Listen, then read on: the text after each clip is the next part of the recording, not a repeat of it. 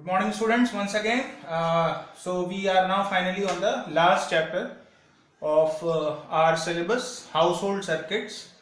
Okay, so as the name suggests, we are going to discuss with the different kinds of wirings that are there in our households, in our houses. Okay, what is the major difference between the kind of supply voltage that we use in our labs and the kind of voltage or the kind of supply that we have in our houses. So over there it is DC supply, direct current, which is usually of a much lower value, and it is taken from a cell or a battery, whereas in case of our household supplies, where we use our fans, bulbs, tube lights, refrigerators and so on and so forth, most of the electrical appliances they are run on AC supply, which is alternating current supply. Okay, so what are the different things that we are going to study in this chapter after the reduction of the syllabus? You see, I have listed down a few things. Wiring, the kind of wiring, the wiring that basically brings the supply, AC supply, from the generating station right up to our houses. There are a number of steps in between. All those things are no more a part of your syllabus, but then I'll give you a brief idea of how it starts. Initially it starts from the power generating station, which is where generally outside of the cities, in far off locations. Okay, there the electricity is generated, or electrical power is generated, you can say, and then it is transmitted from there in the form of those transmission wires that you might have seen. There are long high poles on which there are a number of thick transmission wires that are placed, and you might have seen, especially while you travel by train, you might have seen through the villages, through the vegetation areas, you can see outside the train, you can always see those wires, transmission wires carrying current. Okay, so from the main generating station it comes to the subsequent locations, which are actually, if you see in the book, you will find that you have the first as the grid substation. Okay, so the grid substation, and then after that you have the main substation, and then from there it comes to the intermediate substation, and then to your city substation. Okay, and there your city substation actually provides or supplies the wiring to your locality. Okay, so this entire process you don't need to study in detail. This is a general idea that we are giving. The part of the syllabus that we have over here is the kind of wiring in our houses.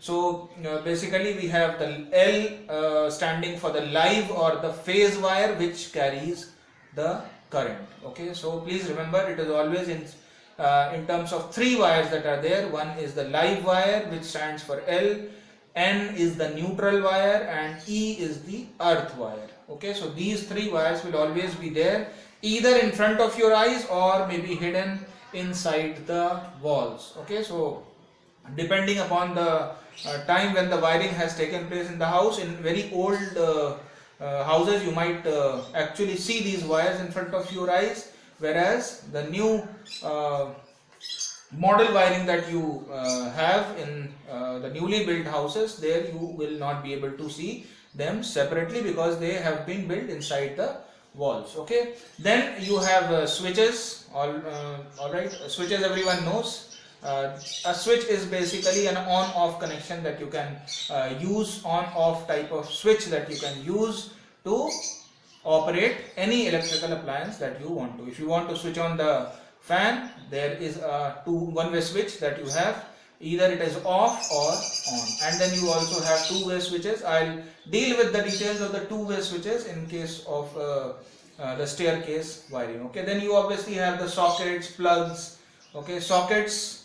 What are sockets? Sockets you have seen in the electrical boards that you have in the different rooms. There are some sockets that are placed. Those sockets are actually either 2-pin sockets or 3-pin sockets. So what are these sockets used for? you see you have plugs which are coming out of the different electrical appliances. Like for example, if you have recently bought a refrigerator, okay, now from the refrigerator body you will have a wire, thick wire, circular cross sectional wire that will be coming out, and at one end of that wire there will be a plug. Okay, now that plug has 3 pins. It can have 2 pins also, it can have 3 pins also, depending upon the type of electrical appliance that we are using. So mostly in case of refrigerators and other larger electrical appliances, you mostly will see 3 pins. Okay, one will be the earth pin, one will be the live pin, and the third one will be the neutral pin. Okay, so you have 3 pin plugs which actually go into those 3 pin sockets, or 3 hole sockets, you can say. Okay, I will be showing you the details of the diagrams of the plugs and the sockets. I'm just briefing you about what all we had to study. Then obviously we'll be studying earthing, why is earthing necessary and all those stuff.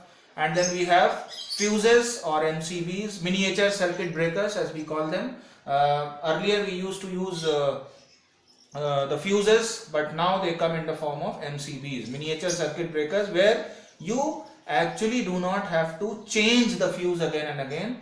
You simply, whenever there is a supply voltage which is in excess of what it should be supplied, then the MCB actually switches off automatically. Okay, so the moment the voltage, the supply voltage exceeds the required limit, then it automatically cuts off the supply to your household.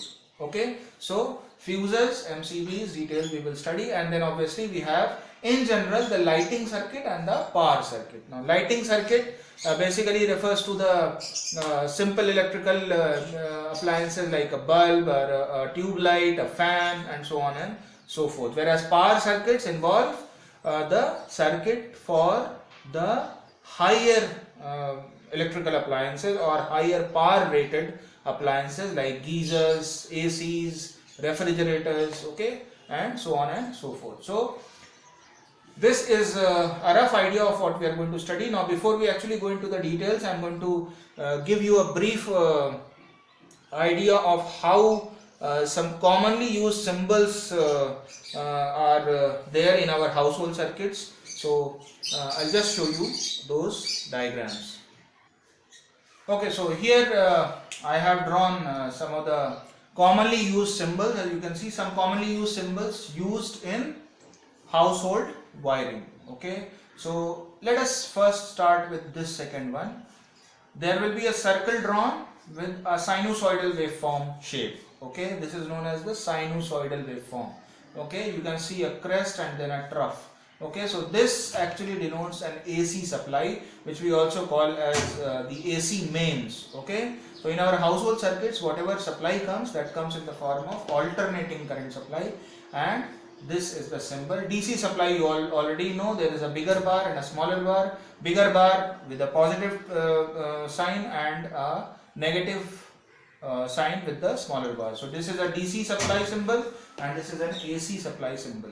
Then obviously you have a fuse, you can see, quite similar to the AC supply symbol, but then you have this and this end connected to the wires and then a rectangle drawn outside of it. Okay, so this is the symbol of a fuse. Then you obviously are very well aware of these two symbols. This is a 3-pin socket. On the electrical boards that are there, there are a number of electrical boards that are there in different rooms of our houses. You always see this symbol, which is actually showing you 3 different holes. These 2 holes are of the same shape and size, whereas this is slightly larger in size. Okay, so this is actually one of the sockets that will be present on the electrical board that is there in your rooms. You can have a look in your bedroom. You will find a electrical board on which you will have a number of switches, one for fan, one for tube light, and so on and so forth, and you will also see a socket. Now that socket may not be in circular shape, it can be in the square or a rectangle shape, but then you will always have these 3 holes or these 3 pin sockets. Okay, then coming to the 3-pin plugs, you can see there this plug will actually go into this socket. You all are very familiar with it. these are the 3 pins. Okay, so these 3 pins, when you invert it, these 3 pins actually go into these 3 sockets. Okay, so 3 pin plug and a 3 pin socket, and this is the symbol for a bulb or a lamp, and then this is generally a symbol for a fan that we use. Either this or this is the symbol that we use for a switch. Right now, as you can see, the switch is off, in an off position, because this and this part, they are not connected. Similarly over here, this is also in off situation. So this is a switch. How basically in real life they don't look like this, but then the circuit diagrams we will draw it like this. Then this is the symbol for earthing. Earthing we will study in detail. These two, now you see, if we imagine this wire and this wire, there are 2 wires that are running across each other. Now if you see that there is no overlapping symbol, there is you see a joint or a connection, you may say. So these 2 wires are actually joined at this point. Okay, whereas if you see these wires in this particular fashion, so this overlap actually tells you that these 2 wires are not connected with each other, they are actually moving over one another. Okay, so there is no literal connection between them, so 2 wires overlapping. Okay, so these are some of the details of the symbols that we use in our household activities or household wiring. Okay, so we'll now understand the function of live, neutral and earth, those 3 wires that come to just outside our houses. You might have seen those electrical poles that are there. Most of the localities in India right now, we still have those poles that are there. According to the localities, they have different poles situated, which actually bring these 3 wires in the form of the supply, in the form of these 3 wires right up to your doorstep. Okay, there are locations where you actually have underground wiring also, but then that is scarcely available right now in India. In a few locations you have them, but most of the cases you have them right in front of your houses. So you see these 3 wires, the functions, and then we will also study the function of the switches and the fuses. Although you have basically a rough idea of what a switch does, it can break the supply to a particular electrical appliance by switching it off, and then it can switch it on also by making the connection. Okay, now you see here is the basic setup right near our door. Okay, now from the supplier, the supply has come. The supplier can be any government supplier, it can be a private supplier like Tata Power and so on and so forth. Live, neutral and the earth wire. Now these 2 wires we'll study first. Live wire is actually called the phase wire, as I told you, and this is the main wire which is responsible for bringing the voltage or bringing the current to your doorstep. Okay, now please remember, just like we had DC circuit connection where we actually used to have a closed loop. If you remember, the current actually has to start from the positive terminal and go back throughout the circuit to the negative terminal of the battery. Only then the circuit is called complete or closed circuit, and then the current can flow. There should be no breakage in between, there should be no disconnect in between. Okay, similarly, although it actually, the diagram over here does not show you a closed loop, but then it is only logical for us to understand that this live wire, when it is bringing the current from the supplier, then for the closing of the circuit, the same current has to actually go back through the neutral wire to the supplier. That is how the full circuit will be complete, and it is then that the appliances will be functional. Okay, so as important as the live wire is, the neutral wire also has its own significance in terms of carrying the current back to the supplier in order to close the circuit or complete the circuit, you can say. Whereas the main wire which carries the current or brings the current is the live wire. Now you see, the moment it comes to your doorstep, you have you might have seen in apartment kind of buildings, right at the bottom you have or right at the basement or at the ground floor you have a distribution box that is there. Okay, now that distribution box will actually have a main fuse in the live wire. Now what is the function of this fuse? First of all, let me tell you that there are different ratings of fuses that are available.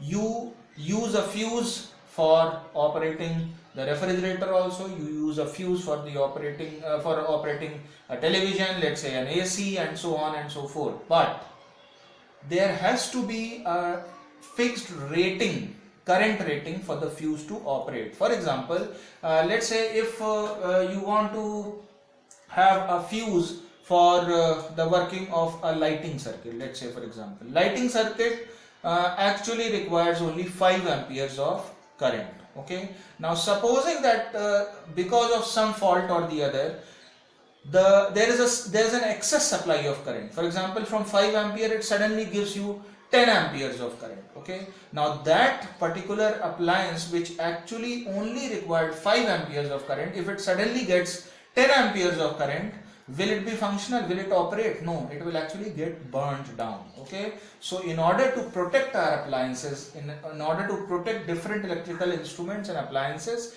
we have different ratings of fuses. Okay, so fuse, everybody now understands, it is basically a piece of wire, you can say, which actually ensures that in case of an oversupply of current, okay, now that happens only sometimes, but it does happen.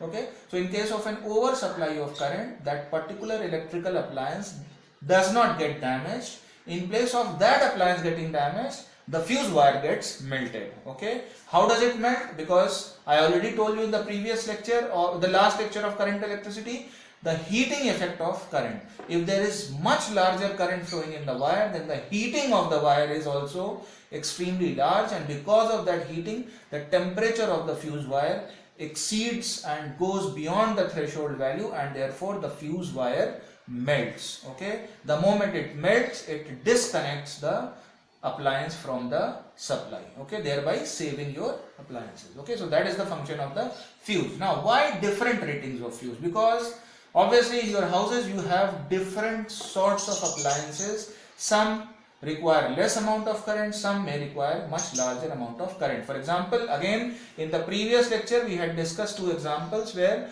I showed you that the bulb actually only requires 0.45 or 0.5 amperes of current, whereas a geyser, which is also working operational inside your house, that actually requires much higher value of current of the order of 6 to 8 amperes. Okay, and then obviously then you have AC and ovens. AC, for example, it may require 15 to 18 amperes of current. Okay, so on and so forth. That is why, based on the load that your house has, okay, now this load word is actually used to denote the kind of appliances or the number of appliances that you use in your house. For example, if you use a television, a refrigerator, an AC, a geyser, 4-5 bulbs, 6-7 fans. Okay, so all this actually will draw some current out of the main supply. Okay, so based on this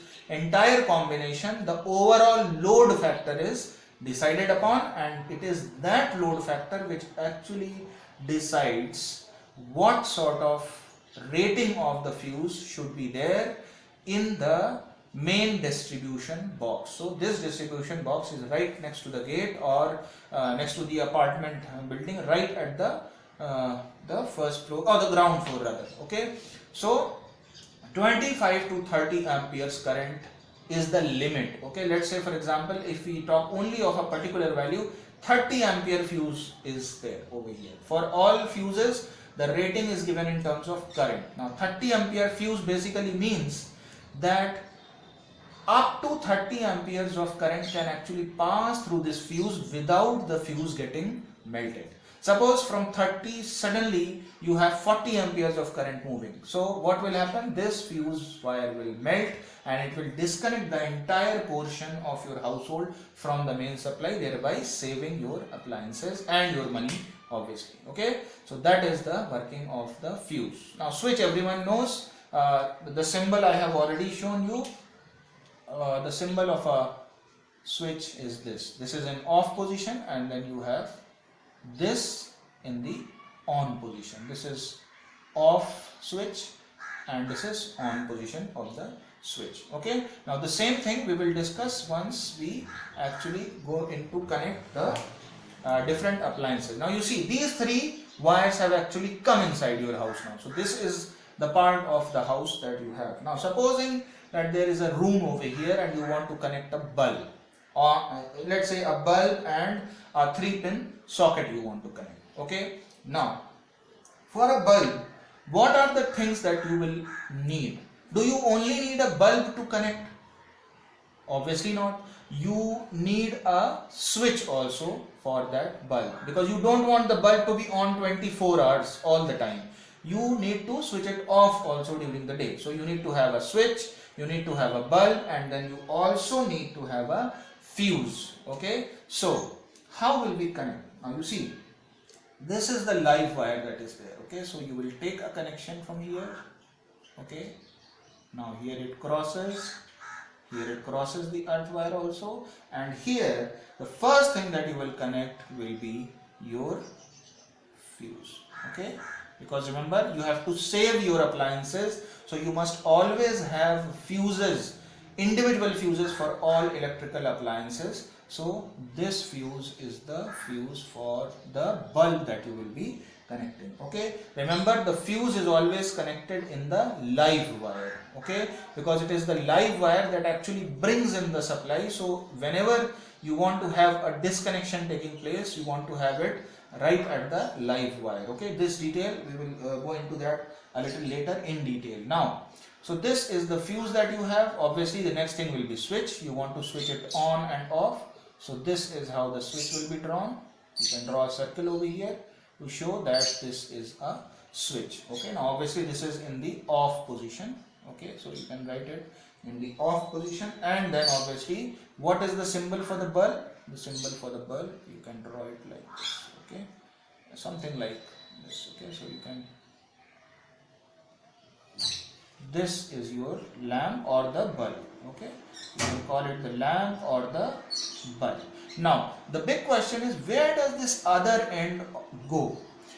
Now for this you will again have to go back to that DC supply, closed circuit. Okay, live wire is bringing the current, it is lighting up the lamp. So how will the circuit get completed? The circuit will get completed only when it goes and gets connected to the neutral wire, and then the neutral, through the neutral wire it goes back to the supplier, thereby completing the circuit. Now I am not going to draw any arrows over here, because please remember, this is not DC supply, this is alternating supply. So here you do not have any positive and negative terminals. You only need to understand how the current flow is going to be there and how it is going to be, how the circuit is going to be completed. Okay, so this bulb right now will be in off position because the switch is off. The moment you switch it on, so it will look like this. You see, it will look like this, and now you can write that this is the on position of the switch, and the lamp will actually be glowing right now. Okay, so this is the connection of a simple lamp. Now we are going to connect a 3-pin socket, because a lamp or a bulb is a very simple instrument, electrical appliance that you use. Okay, much higher or larger or bigger appliances are there that we use in our houses, like for example a refrigerator. Now a refrigerator will actually require a 3-pin socket. Okay, so that 3-pin socket, I have already explained that 3-pin socket you have in the electrical board that you have on the wall. Over there that socket is there. So I'll just try to show you how the circuit is drawn or the circuit is connected for such a kind of wiring. Okay, so now I have erased that earlier portion. Now I'm going to connect a socket, because I have a refrigerator ready. Let's say for example here is the refrigerator. Okay, the refrigerator is there, and from the end you have a 3-pin plug which is coming out. Okay, you have a 3-pin plug that is coming out. So this plug has to actually go into a socket. Now that socket will already be there as a part of your wiring of the house. Okay, whenever somebody builds a new house, the first thing that he gets done is the electrical wiring, so that the electrical board, the switches, the sockets and everything is there in place. Only after that you go to the market to buy your refrigerator, your TV or your geyser and so on and so forth. So how is that wiring done? Now you see, once again I have taken the connection from, suppose this is the room where you want to have the refrigerator. So I have taken one wire from the live connection, and then what are the different things that we need? Again, fuse, very must, very essential.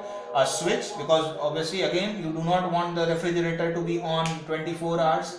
Generally it is on for 24 hours in our livelihood activities, but then suppose you want to go out of the house for a month or so, so then you want the refrigerator to be off, so you need a switch also. Okay, so the first thing that you will have is your fuse. So I am drawing the fuse over here. This is going to be my fuse, which we will represent with the help of an F. And then what do we have? We have a switch. Okay, so this is how the switch is going to look like, which is very similar to the one that we had drawn earlier. I will write an S over here, and this is obviously in the off position just now. Now we want to have a socket. Okay, so let's draw a socket. A socket, let's say for example we have a circular socket. Okay, now this, remember, this is the live connection that is coming. Okay, in a socket you have a big hole right at the top, and then two small holes over here. Okay, please note that in case of sockets, you have the live as the right hand bottom hole, and then you have the neutral at the left hand bottom hole, and then you have the earthing or the earth socket or the earth hole over here. Okay, so what you are going to do is you are going to simply connect.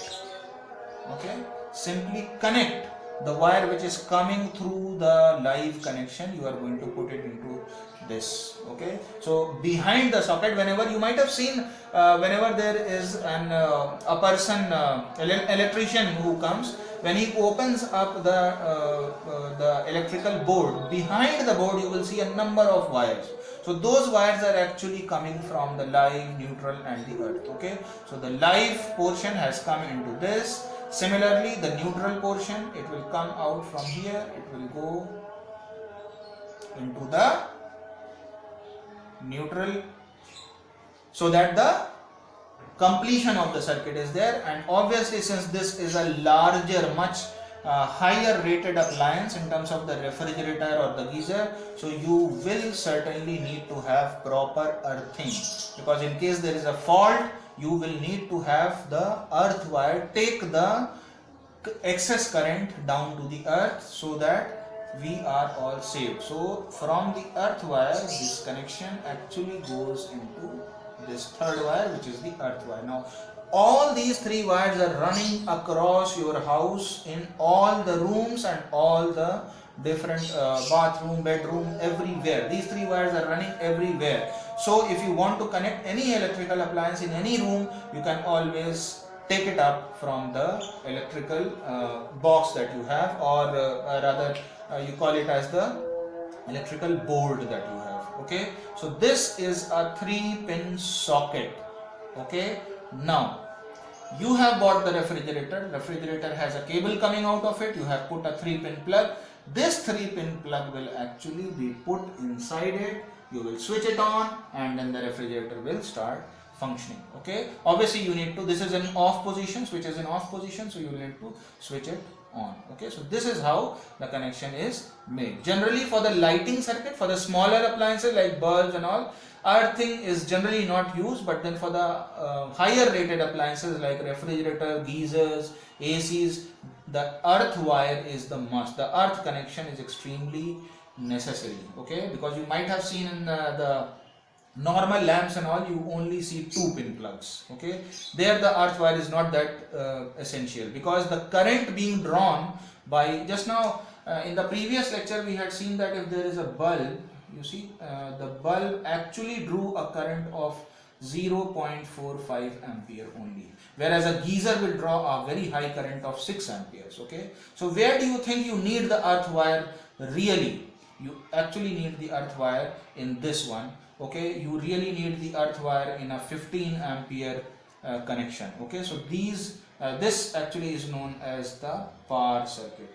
Okay, all the big appliances, all the higher rated appliances of the order of 15 amperes, 20 amperes, 25 amperes, all these are coming under the category of power circuit, and therefore earth connection is a must in these things. Okay, whereas lighting circuit, simple fans and tube lights, you really don't actually need a earth connection, although that earth wire will still be there.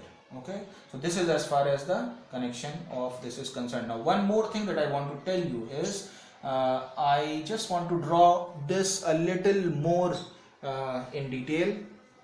You can see this wire. If I want to have a big plug, let's say for example, this is a 3-pin plug for the refrigerator that I have. Okay, this, and then I'll have one here. Okay, these are the 3 pins of the 3-pin plug.